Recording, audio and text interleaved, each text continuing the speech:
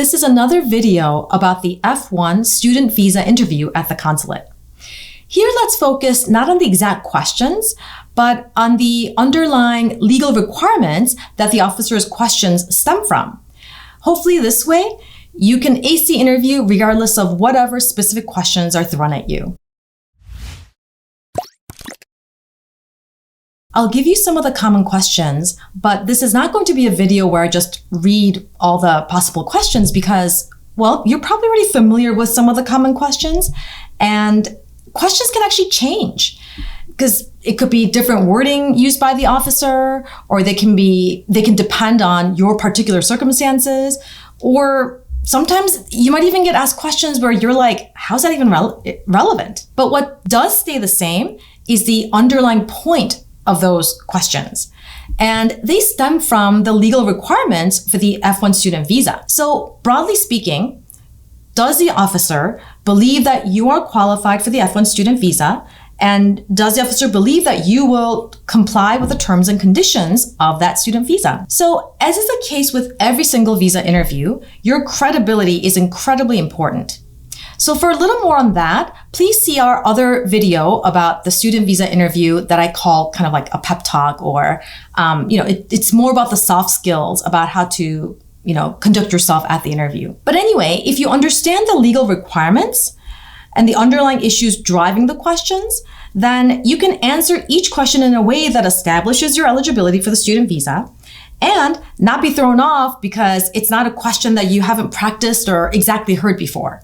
So that's what we're trying to accomplish here. The legal issue, broadly speaking, is, are you going to the US temporarily to pursue a full course of study as a student? So the officer has to believe that you are a bona fide student qualified to pursue a full course of study in the US. And the full course of study can include some training or work like OPT or optional practical training. And the officer also has to believe that once there, that you will comply with the terms and conditions of your visa. And that aspect can be broken down into a couple of major sections. One being, do you have an intent to depart the United States at the conclusion of your studies? So no immigrant intent. And also, do you have enough financial resources to support you through your studies in the US? So that goes to showing that you will not be engaged in other things or unauthorized work, for example. And because these are so big, we'll definitely cover these in another video. I want to point out that it's your job to convince the officer that you meet these legal requirements. When it comes to immigrant intent, for example, the officers are actually instructed to presume that every applicant has immigrant intent, that they will not leave when they're done with their course of study. So it's your job to convince the officer otherwise. To be considered a bona fide student qualified to pursue a full course of study in the United States, the officer has to believe that you are really a student whose primary purpose is to study in the United States, and that you're serious so that you're likely to stick with your studies once you're there, and not see this as just a gateway to enter the United States and do something else, such as engage in unauthorized work or pursue permanent residence or something like that. Also, you're only allowed to study at the school or institution that is authorized through Simvisa. So the school would have issued you an I-20. And I should probably do a separate video just on the whole Simvisa system. But anyway, so how sincere and dedicated you seem in your studies and to study at the particular institution and do that particular major, questions like that would definitely be germane to establishing this. The officer also needs to believe that you are qualified to be a full-time student in the US. It's a big decision to decide to study in the United States. So how prepared are you? What is your background? And they're not supposed to re-adjudicate the I-20. So your school obviously already vetted you, and they believe you are qualified to study at their institution. However, if you show no evident interest or any knowledge about the field or the school, or you seem to utterly lack preparation, then those would definitely raise red flags. To be qualified, you also must be proficient in English or receive training in the US to become proficient in English. So if your English is not great, you may definitely be asked questions about that issue. So unless your student visa is for the purpose of doing an intensive English program in the United States. So if you're in the US and English turns out to be a problem, there are some things that may be permitted, such as temporarily reducing your course load to, increase your English skills, or even to changing to an intensive English program. And some of you may even have a document from your school stating that your English, while not as fluent as other people, is proficient and sufficient for your course of study. But whatever the case, you definitely need to be researched and prepared to answer questions about your English skills if that is an issue for you. So given the legal issues we've discussed so far, let me share with you some of the common questions that kind of go to those issues. Now, I'm not going to give you the answers because those have to be your own, but I want to give you a sampling just so you know what to expect. Why do you want to study in the US? For this question, I want to point out that the same level of education in that field being available in your home country is not a reason in itself or by itself for denying the visa. And I know some people feel a little bit confused by this, especially when it's asked in kind of like a accusatory manner, but I want you to keep that in mind. Why did you pick this university versus another one in the US or in another country? Or even how many schools did you apply to? So here, give your true reasons. And there is actually no right answer, even though I get the impression a lot of people are looking for like the perfect answer, but it's your own answer. And even to the number of schools that you've applied to, I think people feel like I needed to have applied to a lot of schools to look serious, but that's not really the case.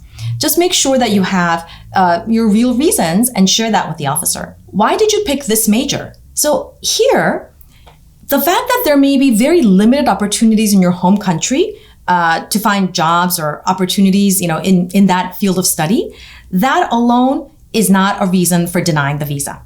So that's something that I wanted to point out for sure. Why did you change your field of study from your bachelor's degree?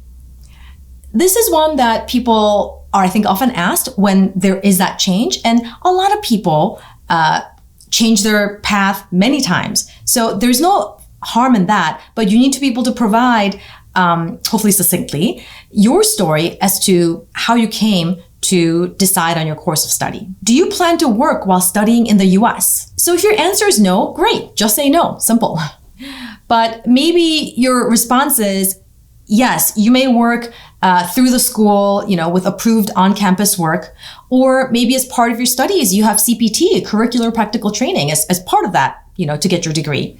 So here, you should provide, of course, the answer that's relevant to you, but the key is that the work is not the primary purpose, that's incidental to your studies, but that your primary purpose is to be a student and to study. What are your plans or career goals after you finish your studies? Aside from immigrant intent issues, and as I mentioned, we'll cover that in a separate video, you should definitely think about this and have a reasonable answer. No one expects you to know the future, and things can change, but your plan should be reasonable so that you are pursuing your studies in the US makes sense, and you also appear to be a well-considered person. What are your plans if your F-1 visa is not approved?